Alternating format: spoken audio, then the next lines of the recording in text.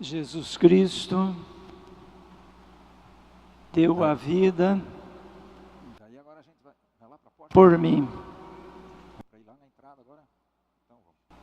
O Senhor Jesus morreu na cruz por mim. Meus caros, como bem disse o comentarista no início desta celebração,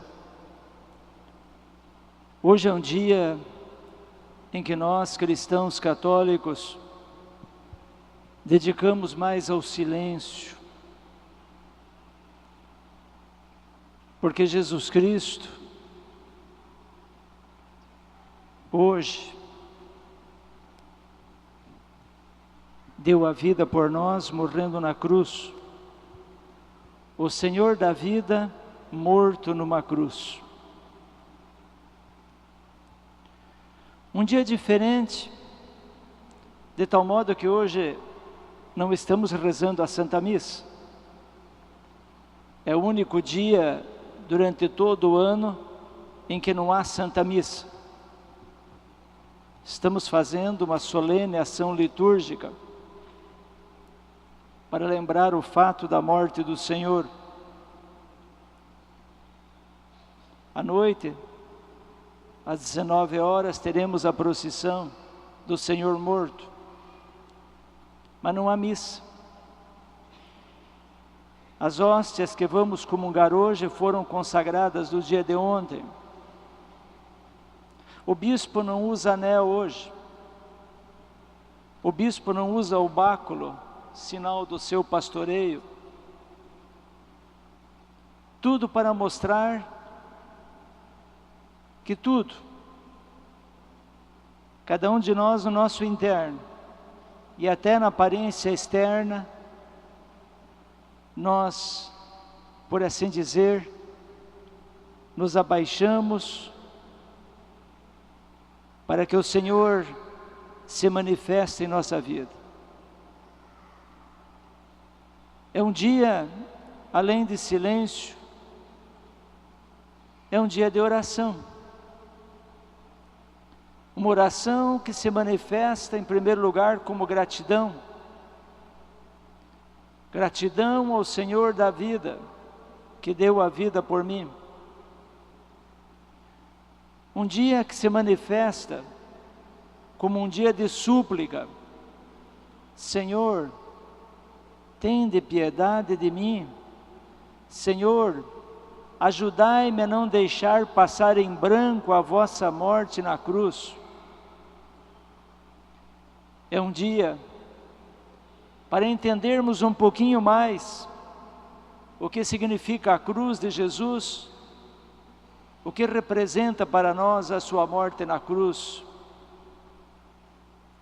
Por isso eu os convido nesse momento para, com a nossa imaginação, fazermos uma caminhada até o Monte Calvário. No Monte Calvário encontramos um crucificado entre dois ladrões. Primeiro pensemos na cruz em si própria. A cruz era o instrumento privilegiado pelos romanos para se matar as pessoas que não pertenciam ao Império Romano e que se opunham às leis de Roma. Foi um método inventado pelos romanos, onde deixavam os corpos dos crucificados, e a história nos conta que eram centenas, milhares, nas nações que eles iam avançando e conquistando, para deixar bem claro o sinal do seu poderio, ao longo das estradas, milhares de crucificados, e ficavam até que seus corpos, por assim dizer, apodrecessem. Uma cruz por si só, portanto, não diz muita coisa. Dois pedaços de pau que se cruzam, mas era torturante. Morrer numa cruz significava a pior tortura possível. E olha que normalmente as pessoas eram pregadas ou amarradas numa cruz, de tal modo que ficavam pendentes com toda a força do seu corpo em seus braços, e os seus pés deviam ficar nessa posição. E à medida em que a pessoa ia cansando e relaxando, e aprendendo a respiração, a dor é insuportável nos braços, no tórax, nos pés, e a pessoa ia morrendo sufocada lentamente. Era algo terrível. O que, portanto, fez com que um crucificado, a morte de um crucificado, nos reunisse aqui hoje? E em todas as igrejas do mundo hoje. O que tem esse crucificado de diferente? Em primeiro lugar, na primeira leitura, o profeta já antevia o crucificado como alguém todo chagado, como alguém todo machucado, como alguém todo dilacerado, alguém que não tinha feição, que não tinha rosto, que era o mais feio de todos, cuja aparência repugnava. Imaginemos olhar para alguém e só de olhar nós ficamos chocados. Assim ficou Jesus. Depois do terrível açoite, das injúrias, da coroa de espinhos, em carne viva, nariz quebrado pelos tombos que caiu com a cruz, as dores lancinantes, todo o processo que ele tinha passado. Mas a segunda leitura da carta aos Hebreus coloca muito bem esse outro aspecto, que ele é o sumo sacerdote. Jesus Cristo, morto na cruz, é o sumo sacerdote, que ao mesmo tempo era o sacerdote e era a vítima, e ofereceu-se livremente. Para quê? Para que nós pudéssemos ser libertos dos nossos pecados. Jesus Cristo morreu por mim, Jesus Cristo morreu por você, Ele deu a vida porque nós somos pecadores.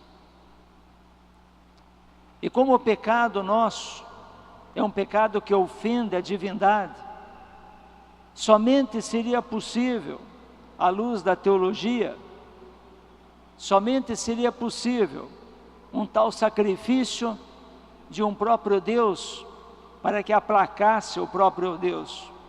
E por isso, Jesus Cristo, por amor a nós, aceitou livremente a missão de morrer, não simplesmente como outros tantos morreram na cruz, mas depois de nos ensinar o caminho do Pai, de nos mostrar a verdade, de mostrar o caminho para Deus, de trazer-nos um novo modo de ser e de viver como família dos filhos de Deus. Ele aceitou livremente a sua cruz, com todas as suas dores, e deu a vida por nós. Por isso, quando olhamos para o Calvário, não percebemos apenas um crucificado, mas percebemos o Senhor da vida. E sabemos que a crucificação, ou a morte de Jesus na cruz, não é o último momento. Amanhã à noite, aqui nos reuniremos novamente para celebrar a Páscoa. Jesus está vivo e ressuscitado. O Senhor deu a vida por nós. Nós somos capazes de dar a vida por Ele? Somos capazes de amar ao próximo como o Senhor nos ama? Somos capazes de entregar nas mãos de Deus as nossas dores e dificuldades? Somos capazes de confiar plenamente em Deus no dia a dia de nossa vida, para retribuir o imenso amor que Ele teve por nós? Ah, mas tem mais uma coisa. Não podemos equiparar o sofrimento de Jesus, por mais terrível que seja, apenas no contexto humano, de alguém que estava todo machucado. Houve algo muito mais forte e doloroso que as dores físicas. Sabe qual foi? Foi a dor moral que Jesus sentiu. Essa é de uma dor terrível. Para entender, imagine que você é pai, uma mamãe, adota um filho, adoção, pega alguém que você não conhecia, o ama, faz tudo por ele, todos os sacrifícios, e chega um certo momento em que ele lhe diz: eu não quero, eu não aceito você como meu pai, eu não aceito você como minha mãe, não quero mais nada com vocês, vocês não significam nada para mim, vocês deviam até estar mortos já, porque vocês não valem nada. Esse é mais ou menos o contexto da dor que Jesus sofreu, porque Ele era o Filho de Deus, que não tinha pecado nenhum, o Senhor da vida, e nós só existimos porque Deus nos criou, e a criatura se rebela contra o Criador. O pecador se rebela e se revolta contra aquele que é amor e é o Senhor. Dá para entender isso? Que dor lancinante passou no coração de Jesus Cristo, quando Ele sentiu que aqueles pelos quais Ele estava dando a vida, o queriam morto, não aceitaram suas palavras. E concluindo, o mundo de hoje também não quer muito Deus, não. O mundo de hoje rejeita Deus. Quando falamos a palavra mundo, no contexto paulino, do apóstolo Paulo, é o mundo do pecado, o mundo que não quer mais o sacrifício, o mundo que não entende a dor, um mundo onde nós queremos só a busca do prazer em si próprio, um mundo onde queremos remédio para todos os males. E aí alguém faria a pergunta: mas por que então existe o sofrimento? A pergunta está errada, porque a pergunta deve ser: para que existe o sofrimento? É muito difícil dar uma resposta porque existe a dor, o sofrimento, mas nós nos entendemos muito bem quando a pergunta é para quê? E olhamos o exemplo do próprio Jesus Cristo, porque na dor Ele nos salvou. E muitos de nós sabemos que só mudamos as atitudes, que só mudamos o modo de pensar e de agir, quando a dor bate na porta da nossa própria vida. E aí nós entendemos a razão do sofrimento e da dor. Meus caros, quero deixar agora um pouquinho em silêncio, para que cada um de nós possa, conscientes do tamanho do amor de Deus por nós, possa nesse momento dizer-lhe, pelo menos: obrigado, Senhor, porque destes a vida por mim. Obrigado, Senhor, porque morrestes na cruz. Ajudai-me, Senhor, a nunca me queixar de minhas dores. Ajudai-me, Senhor, a associar-me à vossa paixão e morte, quando a cruz bate à minha porta. Dai-me, Senhor, mais paciência. diante das dificuldades que eu tenho na vida. Ajudai-me, Senhor, a carregar a minha cruz. Amém.